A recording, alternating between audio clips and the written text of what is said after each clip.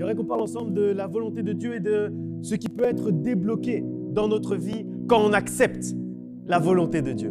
Quand on accepte de vivre comme Dieu veut qu'on vive, il y a des choses qui se débloquent. Quand on accepte de suivre le chemin que Dieu a tracé pour nous et pas notre propre chemin, pas un chemin humain, mais le chemin que Dieu a tracé pour nous, il y a des choses qui changent dans notre vie. Il y a des choses qui se débloquent dans notre vie. Hier, en fait, et c'est la raison pour laquelle je vous apporte ce message aujourd'hui, hier, j'avais un entretien avec un membre de l'Assemblée qui a posé une question à Dieu. Il y a quelques semaines maintenant, on a eu un premier entretien. Il a posé une question précise à son Dieu. Je ne vais pas entrer dans les détails, évidemment. Vous savez très bien qu'il y a le secret pastoral, donc ça va rester dans le secret pastoral. Mais en bref, vendredi, il a reçu une réponse tellement claire en songe qu'on ne peut pas recevoir une réponse plus claire que ce qu'il a reçu. Le genre de réponse qui nous prouve réellement que notre Dieu n'est pas muet, que notre Dieu est un Dieu qui parle, que notre Dieu est un Dieu qui répond à ses enfants, qu'il parle et qu'il nous indique toujours le chemin à suivre quand on lui demande d'un cœur sincère. Par contre, la réponse qu'il a reçue, disons que, sans entrer dans les détails, ce n'était pas vraiment ce qui lui faisait plaisir. Ce n'était pas vraiment ce qu'il espérait comme réponse. En gros, il y avait l'option A, l'option B. Lui, il aurait préféré l'option A. Mais Dieu a dit c'est l'option B. Et donc, l'entretien d'hier, on en a discuté, on a prié ensemble. Et je vais donner un exemple de ma propre vie que moi-même j'ai vécu il y a peu quand j'ai reçu une offre très attractive pour aller travailler à l'étranger. Et honnêtement, personnellement, vraiment au fond de moi, j'avais envie d'y aller. Et même mon épouse, elle avait envie d'y aller. On se disait, ok, c'est vraiment super, c'est vraiment une bonne idée. Financièrement, c'est intéressant, etc. C'était vraiment autre chose. On avait envie vraiment de vivre cette nouvelle expérience. Mais comme on ne fait rien, sans demander l'avis à notre Dieu, on a présenté les options à notre Dieu. Et on s'est dit que si c'était la réponse de Dieu, on allait la suivre. On allait suivre la réponse que Dieu allait nous donner. Et donc, mon pasteur et moi, on a prié. Et il y a un passage de Proverbe que j'aime bien et qui dit qu'il y a dans le cœur de l'homme beaucoup de projets, mais c'est uniquement les desseins de Dieu qui s'accomplissent. Ça veut dire deux choses en fait. Ça veut dire d'abord que nous, on peut avoir beaucoup de choses, beaucoup d'idées qui nous viennent à l'esprit. Mais au final, la manière dont ces idées vont se concrétiser et aussi quelles idées vont se concrétiser, c'est uniquement celles que Dieu a prévues. Donc ça, c'est la première signification de ce passage. Et la deuxième, en fait, c'est que pour que le dessein de Dieu s'accomplisse, il faut qu'on puisse lui proposer plein de projets. Il faut qu'on puisse lui proposer plein d'idées parce que si on lui propose aucune idée, il ne peut pas dire si c'est cette idée-là ou cette idée-là qu'il faut accomplir. Il ne peut pas répondre si on ne lui pose pas la question. Si on ne lui dit pas « Seigneur, j'ai 3 options devant moi, l'option 1, 2, 3 », il ne peut pas te répondre « Prends l'option 2 » puisque tu ne lui as pas proposé. Et donc, c'est important de présenter les options à notre Dieu. Même si on a l'impression qu'on a envie de faire quelque chose, il vaut mieux quand même présenter les options à notre Dieu. Même si on se dit peut-être qu'a priori, ce n'est pas une bonne idée, il faut quand même présenter à notre Dieu parce que nous, on n'est pas comme lui, omniscient, omnipotent, omniprésent. Donc, on ne sait pas en fait si c'est le dessein de Dieu quand on lui présente un projet, une idée. Et donc, je disais que maman, pasteur et moi, on a prié, on a demandé à Dieu la direction que l'on devait prendre. Et la réponse de Dieu, c'était de refuser cette offre. Et comme je l'ai dit tout à l'heure, humainement, on avait réellement envie d'y aller. Humainement, on avait réellement envie de saisir cette opportunité. Alors, on n'était pas spécialement satisfait, on n'était pas spécialement content de la réponse de Dieu, mais on s'est dit 2 choses. D'abord, on s'est dit, ça doit renforcer notre foi. Parce que quand tu poses une question à Dieu et que Dieu te répond, ça renforce ta foi sur le fait que c'est un Dieu qui répond.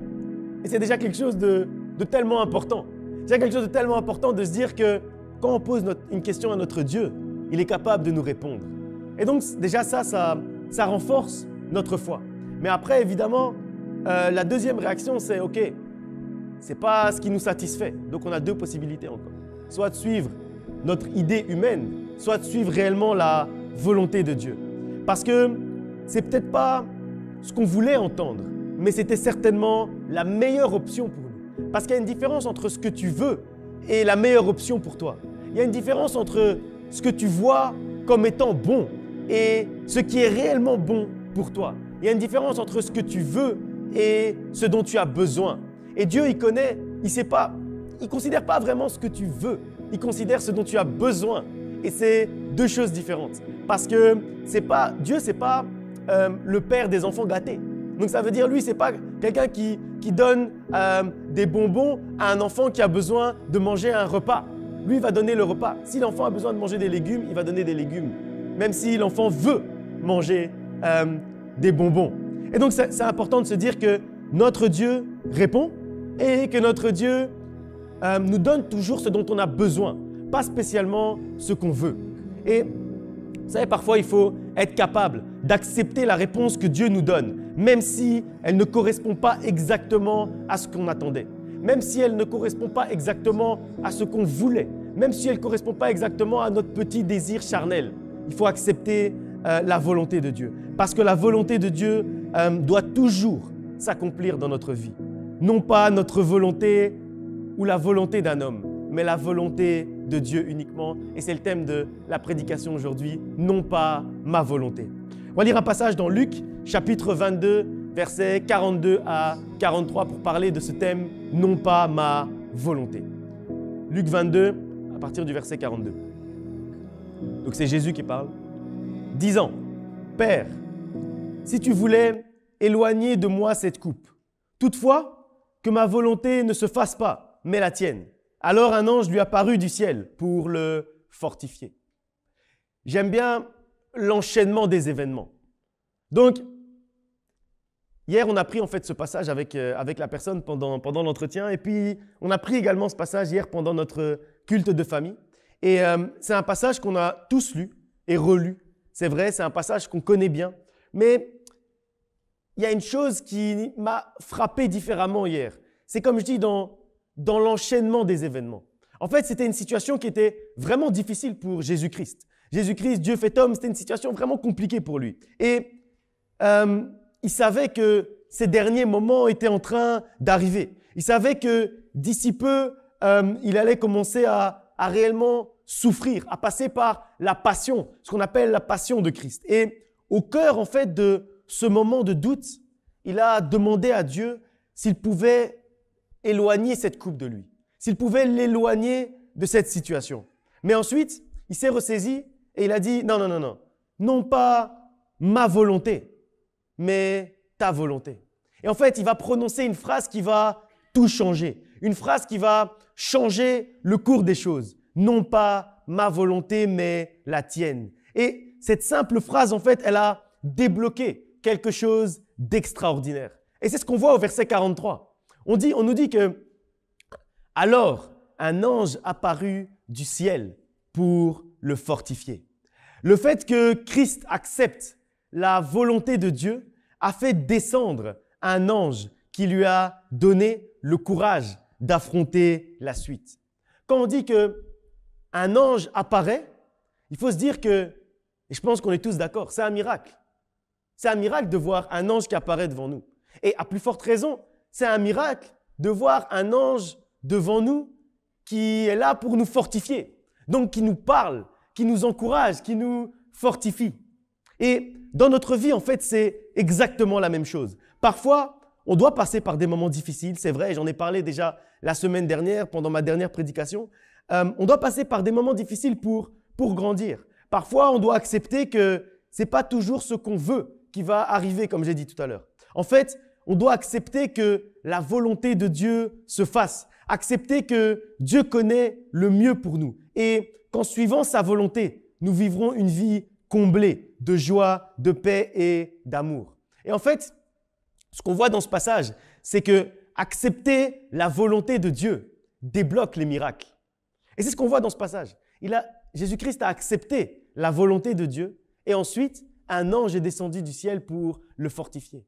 S'il avait juste dit « Seigneur, éloigne de moi cette coupe », un ange ne serait pas descendu du ciel pour le fortifier. C'est parce qu'il a dit, c'est parce qu'il a proclamé, c'est parce qu'il a dit « Je vais suivre ta volonté. Seigneur, j'accepte de suivre ta volonté, qu'un miracle a eu lieu. C'est parce qu'il a dit, je vais suivre ta volonté, qu'un ange lui est apparu pour le réconforter. C'est parce qu'il a dit, Seigneur, je vais suivre ta volonté, qu'un ange lui est apparu pour l'encourager. S'il en était resté à la première partie, j'ai la conviction que ce ne serait jamais arrivé. J'ai la conviction que ce ne serait jamais arrivé parce qu'il n'avait pas accepté de suivre la volonté de Dieu. Et puisqu'il n'avait pas accepté de suivre la volonté de Dieu, un miracle ne pouvait pas suivre.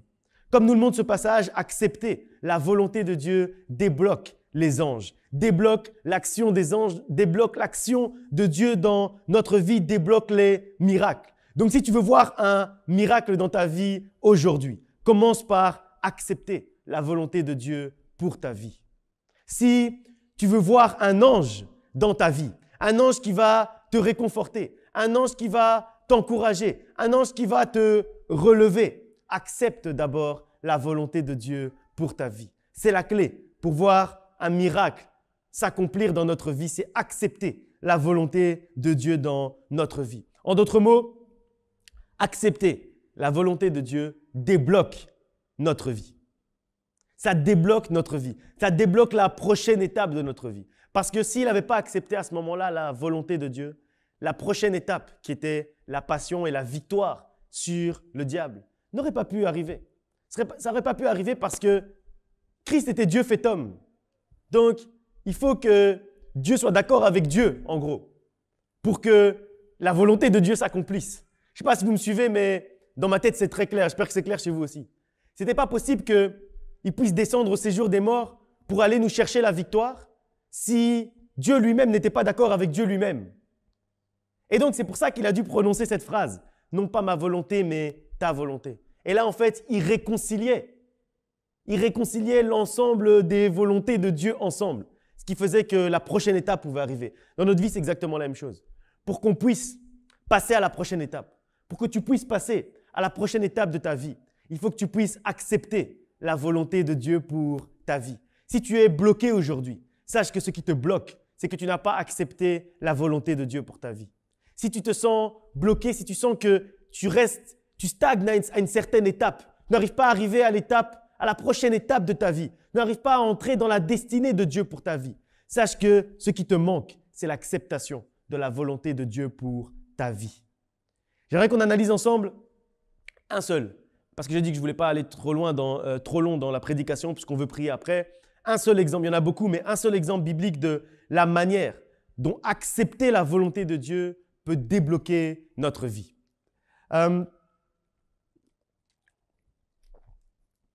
Et cet exemple, en fait, on le trouve dans l'histoire du roi David. Et cette semaine, j'ai beaucoup lu, en fait. J'ai beaucoup lu 1 Samuel, j'ai beaucoup lu l'histoire de David et principalement la partie où il était en exil, principalement la partie où il s'est enfoui de Saül. Parce que je crois qu'on connaît très bien, en fait, le début de l'histoire de David, c'est-à-dire on connaît très bien la manière dont il a vaincu Goliath, la manière dont sa notoriété a commencé. Et puis, on connaît très bien la manière dont il a régné. Les psaumes, ce qu'il explique, comment est-ce qu'il a vaincu ses ennemis, comment est-ce que Dieu était toujours avec lui, comment est-ce que Dieu tenait l'épée devant lui pour qu'il puisse avoir la victoire. Tout ça, c'est des choses qu'on connaît. Mais entre les deux, entre le moment où il a vaincu Goliath, grâce à Dieu, et le moment où il a eu toutes ses victoires et il a bien gouverné en tant que roi, il s'est passé quelque chose de très intéressant. Et c'est ce passage de la vie de David que j'ai vraiment analysé en détail durant cette semaine. C'est une période d'exil. Est-ce que vous savez déjà que David a été en exil? Avant d'aller sur le moment où il accepte la volonté de Dieu, je veux juste qu'on prenne un petit passage d'introduction. Donc, le contexte, c'est que Saül s'est mis en tête de tuer David pour des raisons très spéciales, parce que les gens chantaient les louanges de David, parce que les gens disaient Saül a tué ses 1000 et David a tué ses 10 000. Et donc, les gens avaient l'air de donner un peu de crédit à ce que faisait David. Et donc, Saül, ça l'a irrité. Ça l'a irrité dans son orgueil, ça l'a touché dans son orgueil. Il a commencé à inventer des histoires que oui, David voulait le tuer, etc. Et donc, c'est lui qui devait le tuer à l'avance. Et puis, on arrive à là où on va lire maintenant, 1 Samuel, chapitre 21, versets 7 à 9, ça devrait s'afficher pour vous. 1 Samuel 21, à partir du verset 7. Là, ce même jour, un homme d'entre les serviteurs de Saül se trouvait enfermé devant l'Éternel. C'était un Édomite nommé Doeg, chef des bergers de Saül. David dit à Achimélec, « N'as-tu pas sous la main une lance et une épée? Car je n'ai pris avec moi ni mon épée ni mes armes, parce que l'ordre du roi était pressant. » Le sacrificateur répondit, « Voici l'épée de Goliath, le Philistin que tu as tué dans la vallée des Térébintes. Elle est enveloppée d'un drap, derrière l'éphod. Si tu veux la prendre, prends-la, car il n'y en a pas d'autre. » Et David dit, « Il n'y en a point de pareil, donne-la-moi. » David se leva et s'enfuit le même jour, loin de Saül. Il arriva chez Akish, roi de Gath. Donc, David est en fuite, comme j'ai dit tout à l'heure. Je voulais commencer par ce passage, c'est un peu à côté, je vais dire, du thème d'aujourd'hui. Je voulais commencer par ce passage parce que personnellement, je ne m'étais jamais vraiment rendu compte que dans son exil, à un moment donné, David avait reçu l'épée de Goliath. Et symboliquement, en fait, prophétiquement, j'ai trouvé ça vraiment très fort, vraiment très intéressant.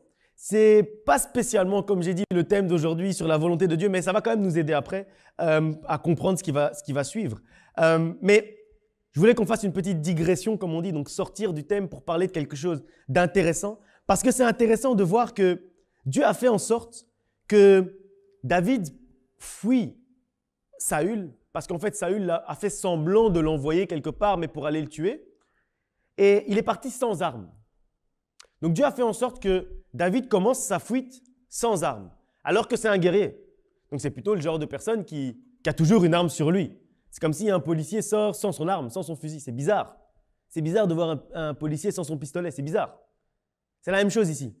Dieu a arrangé les choses pour que David sorte de son pays. Il commence à fuir Saül sans ses armes. Et puis, Dieu a fait en sorte que David arrive devant un sacrificateur. Et le symbole aussi est très intéressant. Il arrive devant un sacrificateur, c'est-à-dire celui qui représente Dieu, l'équivalent, on va dire aujourd'hui, d'un responsable d'église, d'un pasteur, de responsable d'une assemblée. Il arrive devant un sacrificateur et ce qui se passe, c'est que la seule arme qui est disponible, c'est l'arme de Goliath. La seule arme qui est disponible à ce moment-là pour David, c'est l'arme de son plus grand ennemi. C'est l'arme d'un géant. Et il était en exil. Donc, certainement qu'il était un peu anxieux. Et dans cette anxiété, dans cet exil, dans cette fuite, quand on fuit, on n'est pas bien. On est un peu, pas dans la peur, parce que ce n'était pas un homme de peur, David. Mais malgré tout, il doit être un peu anxieux, un peu stressé peut-être. Et puis, il rencontre un sacrificateur et il lui demande s'il n'a pas une arme pour lui, pour qu'il puisse se protéger. Mais comme avec Dieu, il n'y a pas de hasard. Il se fait que la seule arme que lui propose le sacrificateur et la seule arme qui est disponible à ce moment-là, c'est l'épée de Goliath. Celui que David a vaincu précédemment, et c'est ce que le sacrificateur lui dit. Et il y a deux choses en fait intéressantes que nous enseigne ce passage. D'abord, je crois que par ce clin d'œil de Dieu, Dieu voulait rassurer David. Parce qu'il était anxieux, il était stressé, il était en fuite. Mais il voulait lui rappeler en fait qu'il était toujours avec lui. Et qu'il avait déjà agi précédemment. Et que, en fait, Saül n'est pas plus fort que Goliath. Saül n'est pas plus grand que Goliath. Et s'il lui montre à ce moment-là, regarde l'épée de Goliath que tu as vaincue précédemment, c'est ce que nous dit ce passage. C'est en fait pour lui dire, là, sache que tu fuis Saül, mais rappelle-toi que je t'ai déjà aidé à vaincre Goliath précédemment.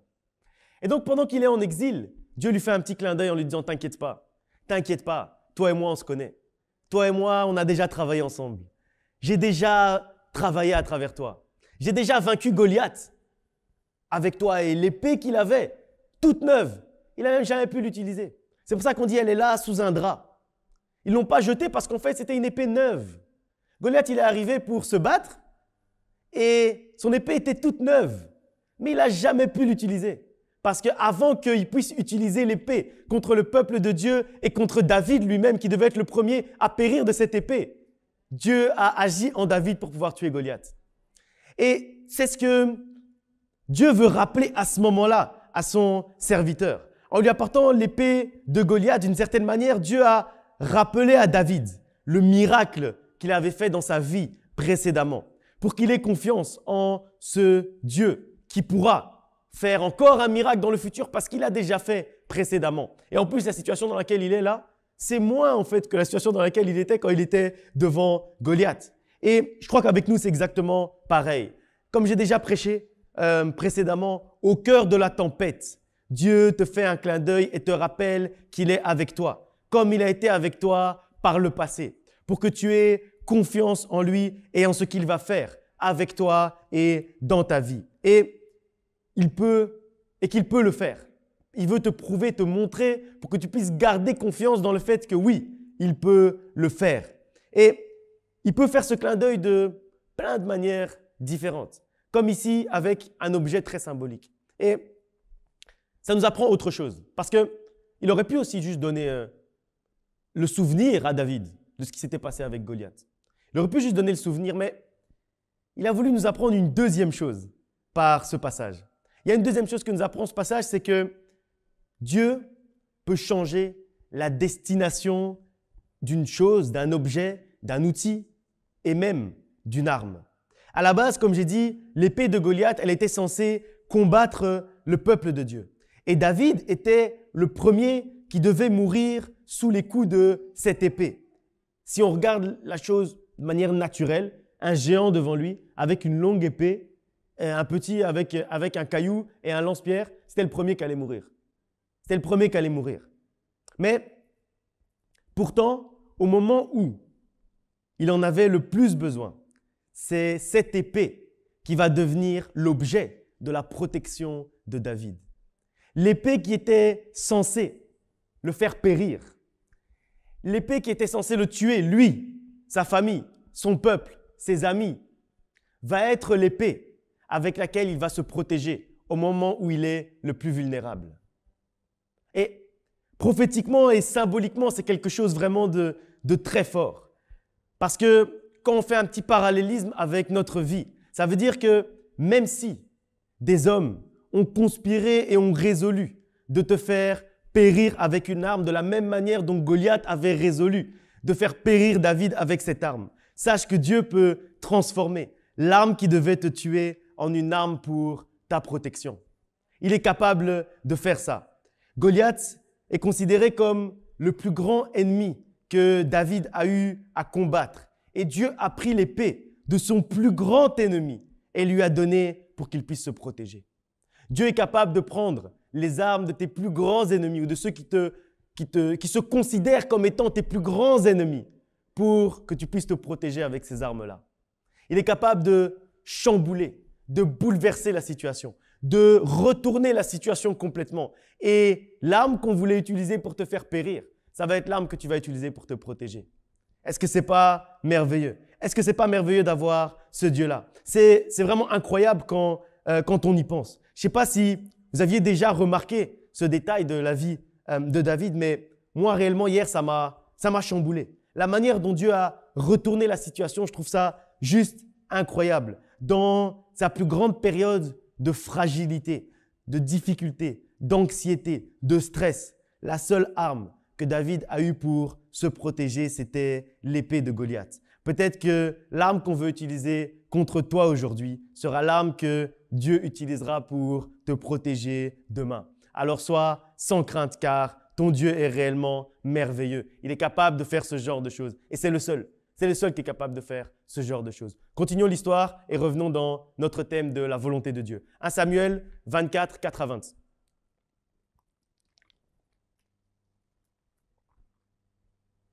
1 Samuel 24, à partir du verset 4. Les gens de David lui dirent, « Voici le jour où l'Éternel te dit, « Je livre ton ennemi entre tes mains, traite-le comme bon te semblera. » David se leva et coupa doucement le pan du manteau de Saül.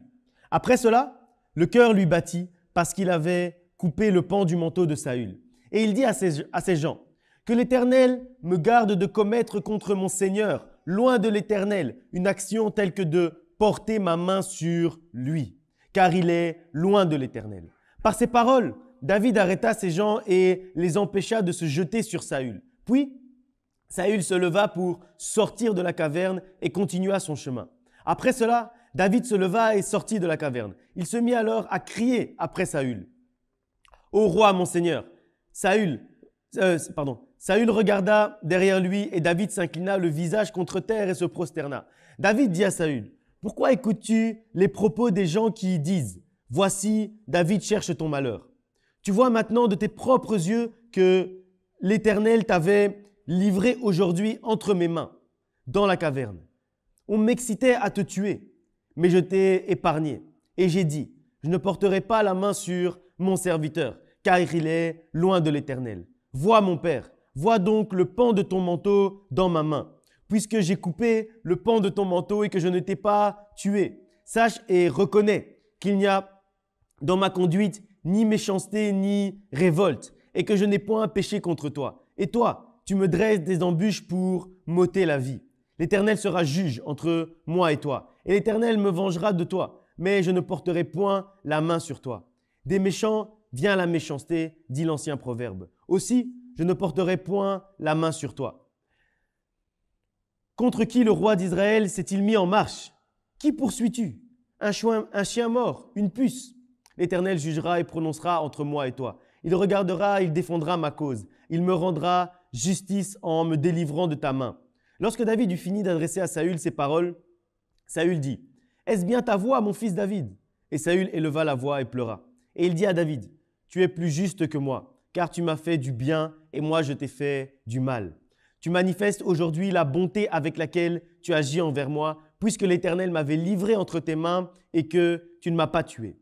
Si quelqu'un rencontre son ennemi et le laisse poursuivre tranquillement son chemin, que l'Éternel te récompense pour ce que tu m'as fait en ce jour. Maintenant, voici, je sais que tu régneras et que la royauté d'Israël restera entre tes mains. » Ce passage, il est vraiment très fort. C'est un passage très fort de la vie de David. Et j'aime bien d'abord au verset 4 où on voit que les gens de David sont autour de lui et lui disent « Voici le jour où l'Éternel te livre ton ennemi entre tes mains. » En fait, ils sont en train de faire ce que font beaucoup de gens dans les églises, dans le milieu chrétien. Ils sont en train de dire « Dieu m'a dit ». Ils sont en train de dire à David « Dieu m'a dit que tu dois tuer Saül aujourd'hui dans la caverne. » Mais David, il réfléchit et surtout il discerne et surtout il entend la voix de Dieu. Et donc il sait discerner la différence entre la volonté d'un homme, même sa propre volonté, et la volonté de Dieu. Donc ici on voit que David, il a dans sa main une épée très puissante, si vous vous rappelez. La seule arme que David avait, c'était l'épée de Goliath. Donc il a dans sa main l'épée d'un géant. Il a dans sa main une épée très forte, une épée très solide, une épée prête à tuer. Et il arrive dans la caverne où Saül est en train de dormir. Donc en gros, il a une arme très puissante et il a celui qui s'est déclaré comme étant son ennemi qui est devant lui en train de dormir. Donc, ça veut dire qu'il n'a même pas à combattre. Ça veut dire que s'il veut à ce moment-là la victoire humainement parlant, il n'a même pas à combattre. Il a juste à prendre cette épée bien aiguisée, très puissante du géant Goliath et s'occuper de celui qui se dit son ennemi et qui est en train de dormir. Mais à ce moment-là, David va comprendre quelque chose de très important. C'est que celui qui se dit ton ennemi, tu n'es pas obligé de le considérer comme étant ton ennemi. Ça veut dire que quelqu'un peut être chez lui tranquillement en train de dire que tu es son ennemi, mais toi, tu le considères comme ton ami. Toi, tu le considères comme il dit ici, il le considère comme le serviteur de l'Éternel, comme loin de l'Éternel. Il le considère comme un père, il a dit.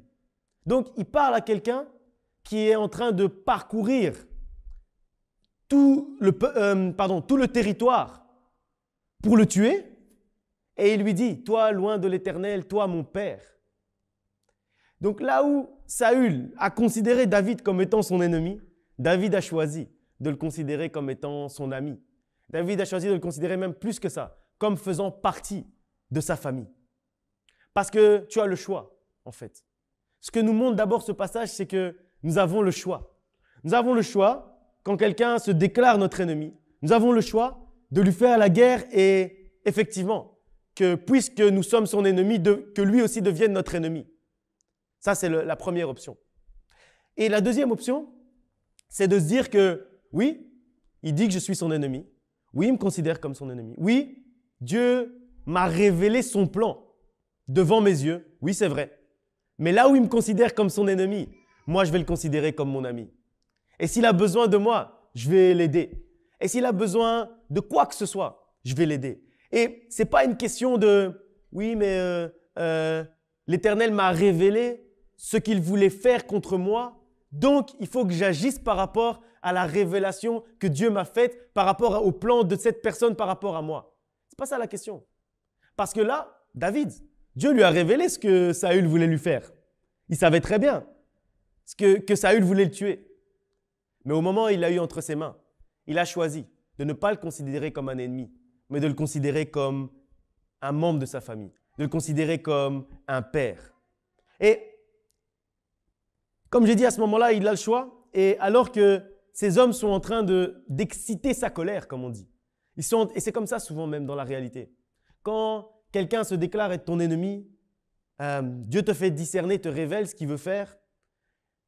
Malheureusement, souvent on en parle aux gens qui sont autour de nous, les raisons pour lesquelles les gens de David l'excitent à la colère, c'est parce que David a parlé avant. Il a expliqué, ouais, regarde, Saül, il veut me faire ça, ça, ça, ça, ça. Donc quand eux, ils voient Saül, parce qu'eux, ils aiment David, mais eux, ils ne sont pas mal intentionnés, mais ils aiment David. Et donc, ils voient Saül, celui qui veut tuer leur ami. Et il dit, mais attends, aujourd'hui, on va s'occuper de lui. Et il dit à David, vas-y, occupe-toi de lui. Et ils pensent vraiment que c'est Dieu qui les anime. Mais David a discerné, les choses correctement. Et c'est ce qu'on doit faire aussi. Discerner les choses correctement. Même si tes amis, et c'est des vrais amis, sont en train de t'exciter à la colère, toi, tu es capable de discerner, de faire un pas de retrait et de te dire non, moi, je ne vais pas agir avec cette colère. Donc lui, ce qu'il va faire, c'est qu'il ne va pas faire la volonté des hommes en tuant Saül. Il va choisir de suivre uniquement la volonté de Dieu. Lui, il va aller en fait à contre-courant de ce qu'on aurait pensé normal de faire dans une situation comme ça, en choisissant de laisser Saül en vie.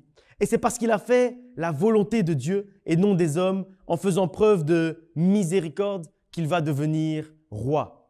Et c'est intéressant de voir qu'on croit souvent, à tort, que c'est au moment où David tue Goliath qu'il a acquis sa position de roi. Mais c'est faux. Si vous lisez ici, c'est très faux. Parce qu'on voit à la fin de ce passage que c'est au moment où il fait preuve de miséricorde envers Saül que Saül dit « Certainement, tu vas régner sur le peuple. Certainement, tu vas régner sur le peuple et ta royauté va s'étendre. Certainement, c'est toi qui vas devenir roi d'Israël. » Et après, même, on n'a pas lu, mais après, il va lui demander même miséricorde. Il va lui dire « Ok, mais ne fais pas de mal à ma famille. » Et c'est vraiment très, très fort. C'est fort parce que ce qui débloque la royauté de David, c'est la miséricorde dont il a pu faire preuve devant Saül. Et ça doit nous faire comprendre en fait que ce qui nous amène à régner, ce qui nous amène à devenir roi, ce n'est pas notre capacité à tuer. Ce n'est pas l'histoire de Goliath qui a amené David à régner. Ce qui t'amènera à régner, ce n'est pas ta capacité à tuer. Ce qui t'amène à régner, c'est ta capacité à exercer la miséricorde. Et c'est vraiment très très fort. Et comme je dis, malheureusement, quand on nous explique l'histoire de David à l'école du dimanche, quand on est petit et tout, ou même les films, on va nous parler de Goliath. David a vaincu Goliath. Et puis on fait un bond directement vers David en train de régner sur le peuple. Et donc, on croit dans notre inconscient, dans le milieu chrétien, on croit tous fermement qu'en fait, si David est devenu roi d'Israël, c'est parce qu'il a battu Goliath. Mais ce qui a amené David à régner, ce n'était pas son combat contre Goliath, c'était de refuser de combattre contre Saül. Je ne sais pas si vous vous rendez compte de ce qu'on est en train de dire. Je ne sais pas si vous vous rendez compte de ce que Dieu est en train de nous enseigner aujourd'hui. C'est que ce qui va t'amener demain à avoir la position là où Dieu veut t'amener, ça ne va pas être ta capacité à combattre. Ça va être ta capacité à refuser de combattre humainement. Ce qui va t'amener à régner demain, ça va être ta capacité à exercer la miséricorde, à être miséricordieux, même contre ceux qui se déclarent ouvertement être tes ennemis. Toi, tu dois être capable d'être miséricordieux envers eux. Toi, tu dois être capable d'être miséricordieux même envers ceux qui ouvertement ont dit « Moi, cette personne, je vais l'écraser. Moi, cette personne, je suis son ennemi. » Clairement, ils ont dit « Voilà, lui, c'est mon ennemi, c'est sûr. Il n'y a pas photo. » Toi, tu dois être capable de dire « Cette personne, c'est mon père. » Ça veut dire « Cette personne me fait du bien. » Cette personne me fait du bien, même si tu sais pertinemment ce qu'elle a résolu en son cœur de te faire. Tu dois être capable de changer la situation. Tu dois être capable de retourner la situation. Tu dois être capable de laisser Dieu chambouler le cours des choses. Parce que ce qui débloque la royauté, ce n'est pas la capacité à combattre, c'est la capacité à être miséricordieux et à refuser de combattre. Si tu es capable de retenir ton épée quand les hommes te poussent à frapper, si tu es capable de voir ton ennemi comme un ami, comme un père, comme un membre de ta famille, si tu es capable de couper le pan de la robe de ton ennemi quand tu as une épée très puissante pour le tuer, c'est alors que tu deviendras un roi, c'est alors que tu deviendras une reine. Seulement au moment où tu seras capable de faire ce genre de geste, seulement au moment où Dieu mettra entre tes mains ton ennemi, il sera là devant toi vulnérable, comme un gars en train de dormir, toi tu as une épée puissante. Quand Dieu mettra dans ta main celui qui se considère comme ton ennemi et qu'au lieu de fermer la main pour l'écraser, tu ouvriras ta main pour le libérer, c'est là où tu pourras te dire que là, je rentre dans ma royauté. Là, je rentre dans ma condition de roi. Là, je rentre dans ma condition de reine. Pas avant ça. Ce n'est pas un combat que tu vas remporter avant contre un géant. Ce n'est pas ça qui va te faire devenir roi. Même si tu combats un géant et que tu le bats, ce n'est pas ça qui va te faire devenir roi. Tu vas rester un soldat. Tu vas rester un guerrier. C'est bien. Tu vas rester après peut-être quelqu'un qui dirige des hommes, un commandant, puisque David était un commandant des armées. Mais tu ne vas jamais devenir un roi. Tu ne vas jamais devenir une reine si tu n'acceptes pas d'ouvrir la main quand ton ennemi est au cœur de ta main. Et vous savez, tant que ça ne nous est pas arrivé, on ne sait jamais réellement comment on va réagir.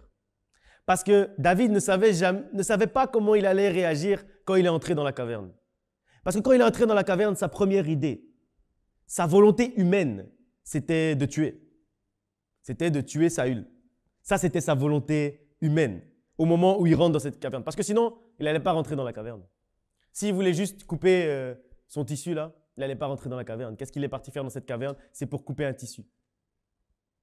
Mais il est rentré quand même dans la caverne, c'est-à-dire avec une idée d'accomplir une volonté humaine.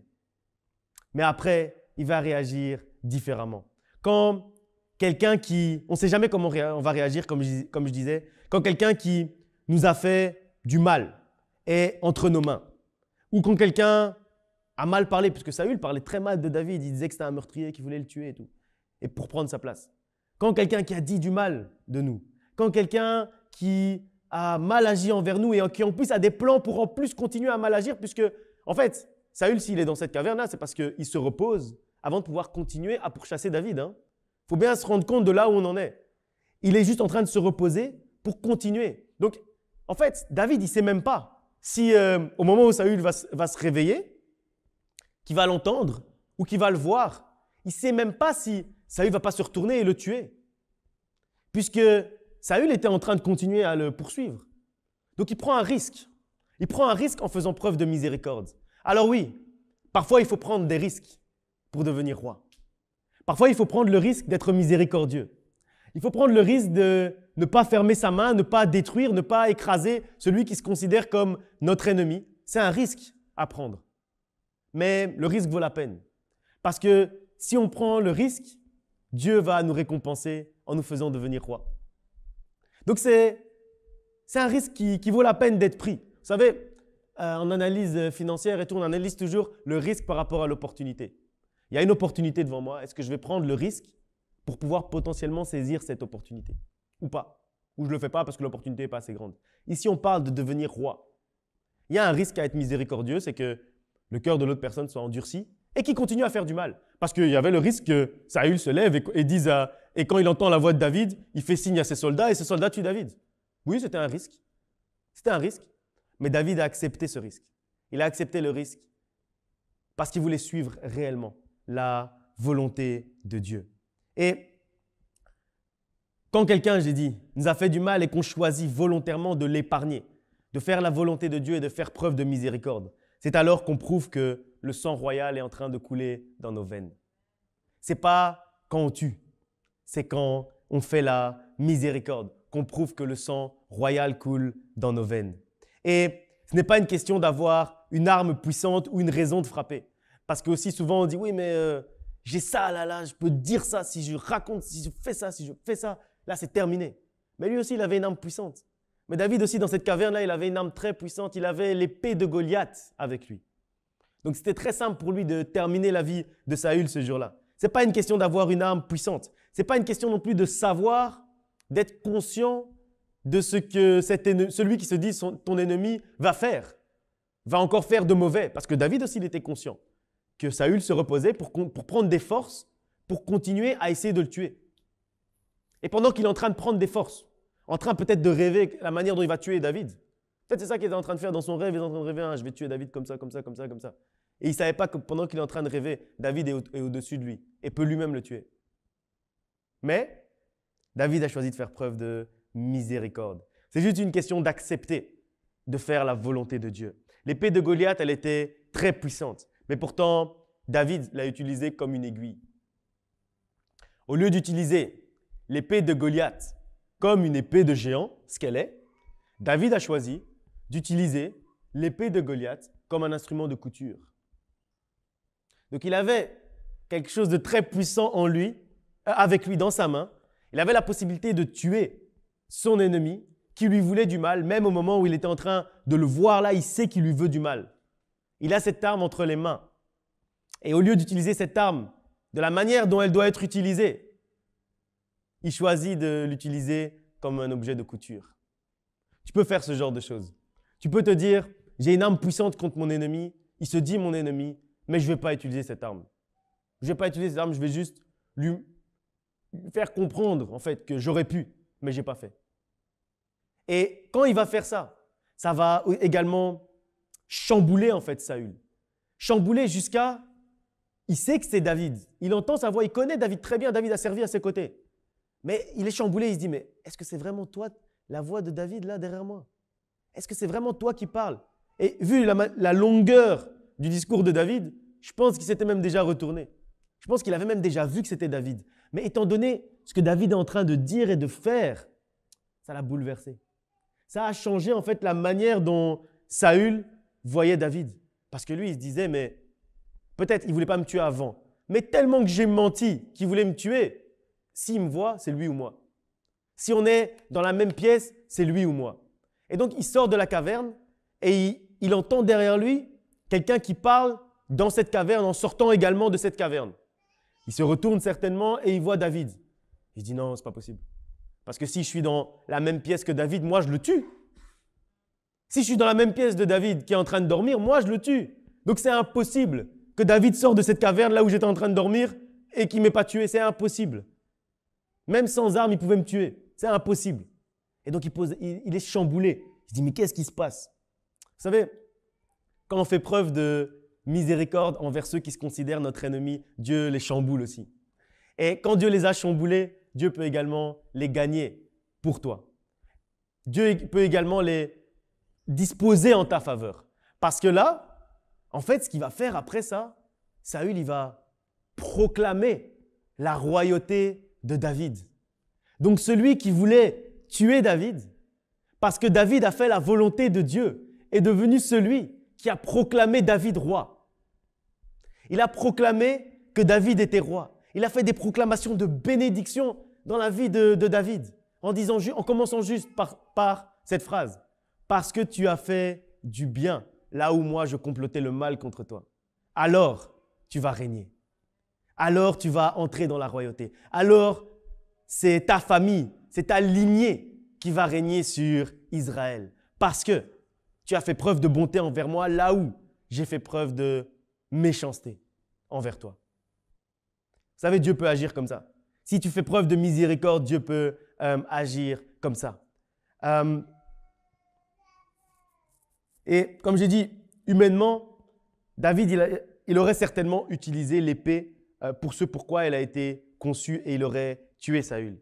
Mais il s'est dit, à un moment donné, c'est comme si il avait prononcé la même parole que ce que Jésus va prononcer des centaines et des centaines d'années plus tard. Non pas la volonté de David, mais celle de Dieu. Et aujourd'hui, dans ta vie, tu es capable aussi. Tu peux aussi agir comme David. Tu peux aussi voir quelqu'un qui se considère comme étant ton ennemi et qui considère que toi, tu es son ennemi et dire, non pas la volonté de… Je voulais dire David, mais en parlant de moi, mais David, vous avez l'impression que je parle encore du roi David. Donc, je vais dire non pas la volonté d'exaucer, mais la volonté de Dieu. Je ne voulais pas mettre le nom de quelqu'un, parce que sinon après on va dire « ouais, ça veut dire qu'il pense que moi j'ai quelque chose contre quelqu'un ». Donc j'ai pris exaucer parce que lui c'est mon gars. Donc lui je peux dire exaucer. Donc tu es capable aujourd'hui de regarder ton ennemi, avoir une épée, avoir une arme puissante entre tes mains et juste le regarder et dire « ma volonté c'est de le tuer, ma volonté c'est de le détruire, mais non pas ma volonté, mais la volonté de Dieu. Non pas la volonté d'un homme, non pas la volonté de ceux qui aiguisent ma colère. Parce qu'il y a toujours, dans une dispute comme ça, comme entre Saül et David, il y a toujours des gens qui sont là autour pour exaucer, maintenant je dis exaucer partout, pour exciter la colère des deux parties. Il y a toujours des gens comme ça. Mais il faut être capable de dire non, ni ma volonté, ni la volonté de mes amis, ni la volonté de mes frères, ni la volonté de mes sœurs, ni la volonté de ceux qui m'entourent, ni la volonté de ceux qui me conseillent, mais uniquement la volonté de Dieu dans ma vie. Il faut être capable de pouvoir dire ça. Et c'est parce qu'il a agi comme ça qu'il est devenu roi. Et sa miséricorde, la miséricorde de David, a débloqué sa royauté. Encore une fois, comme je l'ai dit déjà tout à l'heure, accepter la volonté de Dieu a débloqué un grand miracle dans la vie de David. Parce que jusque-là, il avait été berger, il avait été soldat, il avait été commandant, mais il n'était toujours pas devenu roi. Et pour que le commandant devienne roi, il doit d'abord faire preuve de miséricorde. Peu importe le niveau que tu as atteint aujourd'hui, sache que pour que tu passes à la prochaine étape, tu dois d'abord faire preuve de miséricorde. Faire preuve de miséricorde, c'est accomplir la volonté de Dieu par rapport à ceux qui te veulent du mal. Ça, c'est une manière aussi de faire preuve de miséricorde. Fais preuve de miséricorde et tu verras ta royauté et tu entreras en fait dans ta royauté. Avant de clôturer, on va lire un dernier passage dans Philippiens chapitre 2 verset 13.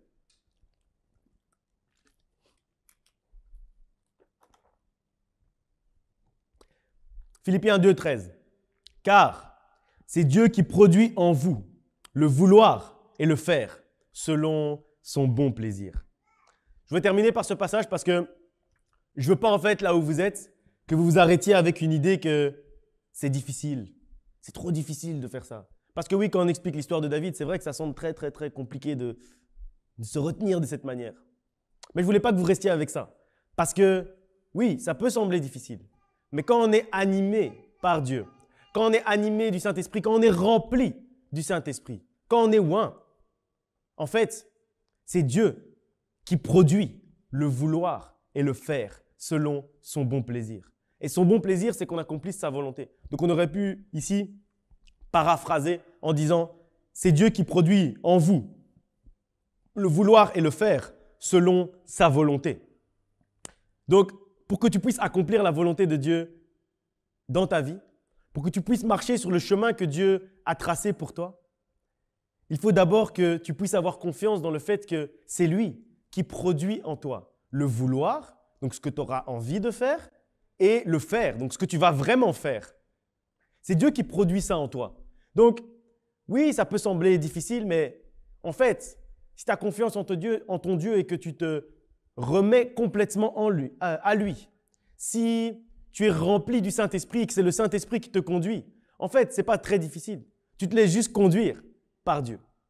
Tu te laisses juste conduire par lui et par son esprit et tu peux faire ça parce que c'est lui qui produit en toi le vouloir et le faire selon son bon plaisir ou selon sa volonté. C'est la raison pour laquelle je voulais terminer avec ce passage parce que trop souvent on croit que notre volonté humaine va prendre le dessus.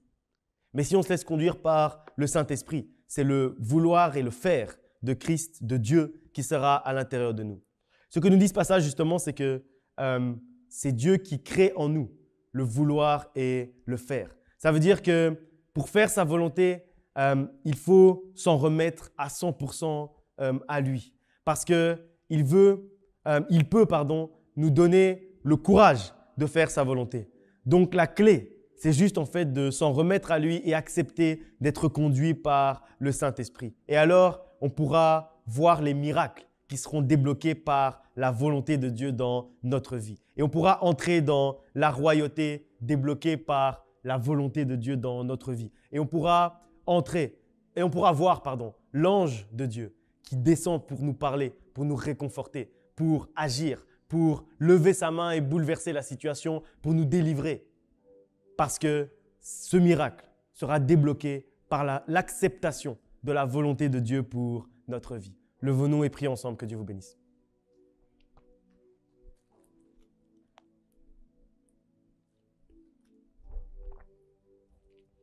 On va prier ensemble d'abord pour clôturer cette prédication. On va prier pour que réellement Dieu puisse mettre sa main sur nous, qu'il puisse créer en nous le vouloir et le faire. Qu'il puisse créer en nous ce vouloir et ce faire pour que nous soyons dirigés par lui. Que réellement ce soit son esprit qui nous conduise chaque jour. Que ce soit son esprit qui nous fasse avancer pour qu'il puisse créer en nous le vouloir et le faire. Pour que nous puissions être de ceux qui sont capables de faire preuve de miséricorde envers ceux qui se considèrent comme étant nos ennemis. Je ne dis pas nos ennemis parce que nous, on ne les considère pas comme étant nos ennemis. Ceux qui se considèrent comme étant nos ennemis, qu'on puisse faire preuve de miséricorde envers eux. Qu'on puisse être de ceux qui sont capables de regarder une situation et de dire non pas ma volonté, mais la volonté de Dieu. Prions réellement pour que Dieu puisse débloquer en nous cette action du Saint-Esprit dans notre vie et pour qu'il puisse créer en nous le vouloir et le faire. Prions. Père éternel, Dieu de gloire, je m'approche devant ton trône, Seigneur, pour te présenter ton assemblée, pour te présenter tes enfants, pour te présenter, Seigneur, tes fils et tes filles qui aujourd'hui ont été à l'écoute de ta parole, qui aujourd'hui ont été attentifs à ta parole. Seigneur, je te demande réellement, Seigneur, de mettre ta main, Seigneur, sur chacun d'entre nous.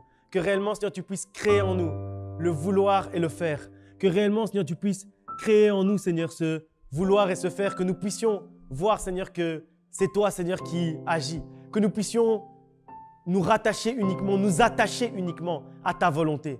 Non pas, Seigneur, notre propre volonté, Seigneur, mais ta volonté. Que réellement, Seigneur, dans toutes les situations de notre vie, nous puissions les regarder et nous dire, non pas ma volonté, mais la volonté de Dieu. Non pas notre volonté, Seigneur, mais uniquement ta volonté. Seigneur, prends toutes choses dans notre vie. Seigneur, sois au contrôle de notre vie. Que rien ni personne ne puisse prendre le contrôle sur notre vie, mais que toi seul tu puisses prendre le contrôle. Que rien ni personne ne puisse être le roi et le Seigneur de notre vie si ce n'est toi. Que réellement, Seigneur, nous puissions avoir à l'intérieur de nous le Saint-Esprit qui nous guide. Que nous puissions nous laisser guider par ton Esprit. Afin, Seigneur, que nous puissions voir que tu crées en nous le vouloir et le faire. Que tu puisses réellement créer au quotidien en nous le vouloir et le faire. Qu'à chaque moment de notre vie, nous puissions nous en remettre à ce vouloir et ce faire. Que rien ni personne ne puisse nous éloigner de ta volonté. Que rien ni personne ne puisse nous éloigner du chemin que tu as tracé pour nous. Seigneur, parle aujourd'hui à quelqu'un. Parle aujourd'hui à quelqu'un qui est en train de regarder ce culte de chez lui. Parle aujourd'hui à quelqu'un qui est présent avec nous dans le sanctuaire. Parle à quelqu'un aujourd'hui et dis-lui, non pas ta volonté, mon fils, mais ma volonté. Parle à quelqu'un aujourd'hui et change le cours d'une vie. Seigneur, change le cours de notre vie aujourd'hui. Que nous puissions plus, Seigneur, avoir le cœur dur. Que nous puissions plus, Seigneur, nous en remettre à notre volonté, mais que nous puissions nous en remettre uniquement à la tienne. Que nous puissions garder, Seigneur, les yeux fixés sur toi. Seigneur, fixe aujourd'hui les yeux sur ton peuple, afin, Seigneur, que nous puissions voir que toi, tu es notre Dieu, que tu veux notre bien, afin que nous puissions voir, Seigneur, que toi, Seigneur, tu sais ce dont nous avons besoin, que nous puissions nous en remettre à toi, Seigneur, parce que nous ne voulons pas, Seigneur, que ce soit notre volonté qui s'accomplisse. Nous ne voulons pas, Seigneur, en fait, que ce soit nos désirs qui s'accomplissent, mais que ce soit uniquement ce dont nous avons réellement besoin, ce qui nous fera avancer, ce qui nous fera passer à la prochaine étape de notre vie, ce qui nous fera rentrer dans la royauté que tu as prévue pour nous. Seigneur, réellement, rends chacun d'entre nous roi et reine.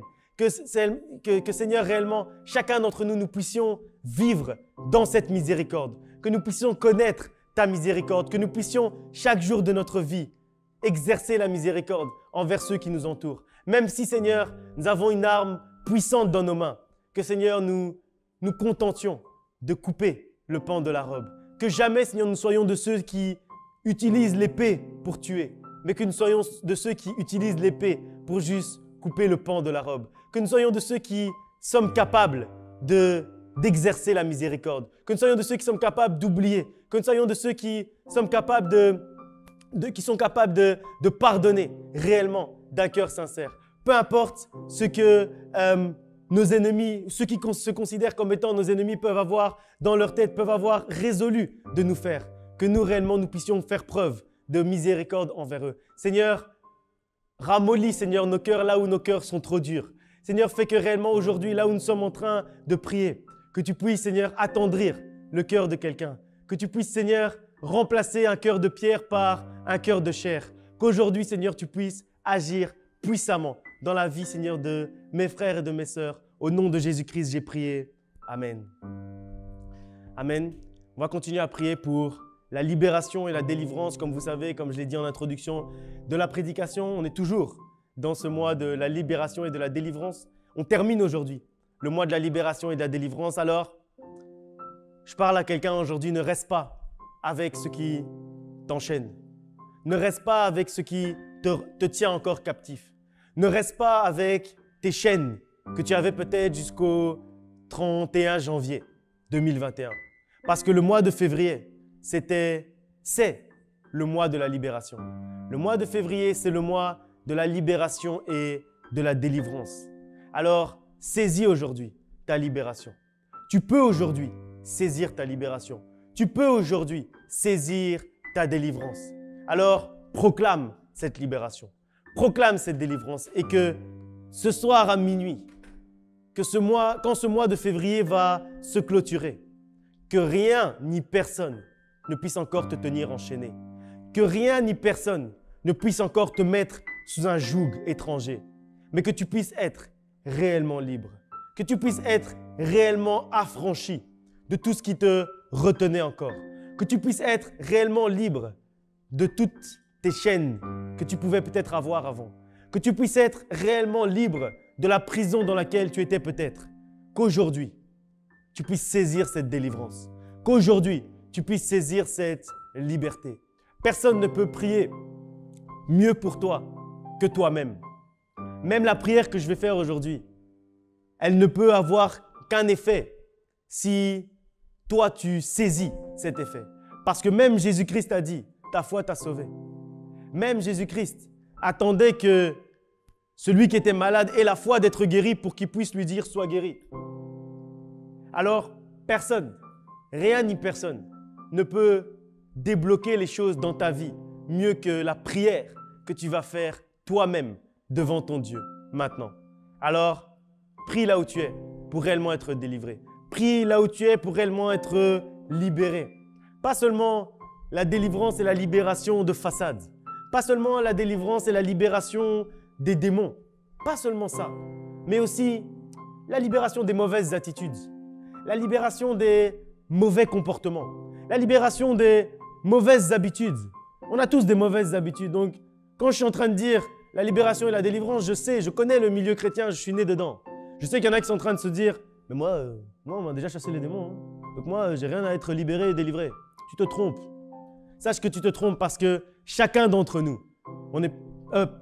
personne d'entre nous n'est parfait. Donc chacun d'entre nous, on fait des erreurs. Chacun d'entre nous, on pêche. Donc chacun d'entre nous, on a parfois des mauvais comportements. Parfois, on parle mal. Parfois, on agit mal. parfois, on prend des choses qui sont mauvaises.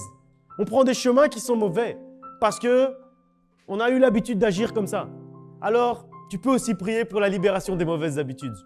Tu peux aussi prier pour la libération, la délivrance des mauvaises attitudes, des mauvais comportements, des mauvaises paroles, des mauvaises actions. Tu peux aussi prier pour ça. Alors, ne soyons pas trop formatés par le milieu chrétien. Parce que, vous savez, à l'époque de Jésus-Christ, le milieu chrétien, c'était les pharisiens. Donc, ne soyons pas trop formatés par ça. Soyons libres de prier pour notre libération. Même si tu es à côté de quelqu'un qui va te regarder, genre, hein, pourquoi il prie pour la libération, ça veut dire qu'il est possédé. Ça ne veut pas dire ça. Ça veut juste dire que tu es conscient, tu es convaincu que c'est normal, tu as l'assurance que nous sommes pécheurs et que nous péchons tous les jours. Alors on a de quoi, si on pêche, c'est qu'on a de quoi être libéré, c'est qu'on a de quoi être délivré. Tant que tu n'es pas au paradis, tu as de quoi être libéré et délivré. Prions ensemble. Père éternel, Dieu de gloire, je m'approche aujourd'hui devant ton trône, avec ton peuple, avec ton assemblée, avec tes enfants, avec tes fils, avec tes filles. Seigneur, aujourd'hui, libère quelqu'un de sa situation. Seigneur, aujourd'hui, libère quelqu'un d'une relation toxique. Seigneur, aujourd'hui, libère quelqu'un d'une attitude nocive. Seigneur, aujourd'hui, libère quelqu'un d'un mauvais comportement. Seigneur, aujourd'hui, libère quelqu'un d'une oppression. Seigneur, aujourd'hui, délivre quelqu'un d'une possession. Seigneur, aujourd'hui, délivre les opprimés. Seigneur, aujourd'hui, rends libres ceux qui sont encore enchaînés. Seigneur, aujourd'hui, fais tomber les chaînes. Seigneur, nous voyons aujourd'hui les chaînes tomber. Nous voyons, Seigneur, les chaînes tomber devant nous. Nous voyons, Seigneur, une grande libération. Nous voyons, Seigneur, une grande délivrance parce que le joug qui pesait sur nous est tombé. Toi, Seigneur, en descendant au séjour des morts, tu as fait tomber le joug qui pesait sur nous. Et parce que nous sommes délivrés, parce que nous sommes libérés, aujourd'hui nous pouvons vivre réellement.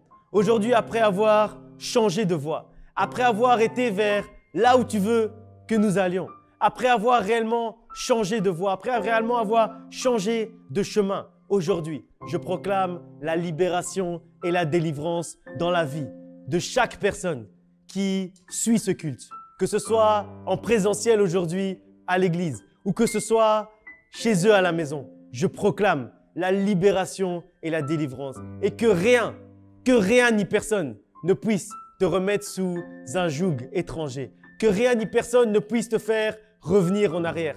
Que rien ni personne ne puisse te faire revenir sous le joug de la désunion. Que rien ni personne ne puisse te remettre sous le joug de l'esclavage. Que rien ni personne ne puisse te remettre sous le joug des mauvais comportements. Que rien ni personne ne puisse te remettre sous le joug de la colère. Que rien ni personne ne puisse te remettre sous un joug étranger. Mais que tu puisses être chaque jour esclave de la justice. Que tu puisses être chaque jour esclave de la fidélité envers Dieu. Que chaque jour tu puisses avancer avec cette fidélité, cette justice envers ton Dieu. Qu'à partir d'aujourd'hui, ta vie ne soit plus jamais la même. Qu'à partir d'aujourd'hui, tu puisses être réellement libre et que tu puisses saisir ce que Dieu a prévu pour toi et que tu puisses marcher sur le chemin que Dieu a tracé pour toi et que tu puisses entrer dans la destinée que Dieu a prévue pour toi, dans la royauté que Dieu a prévue pour toi. Au nom de Jésus-Christ, j'ai prié. Amen. Que Dieu vous bénisse.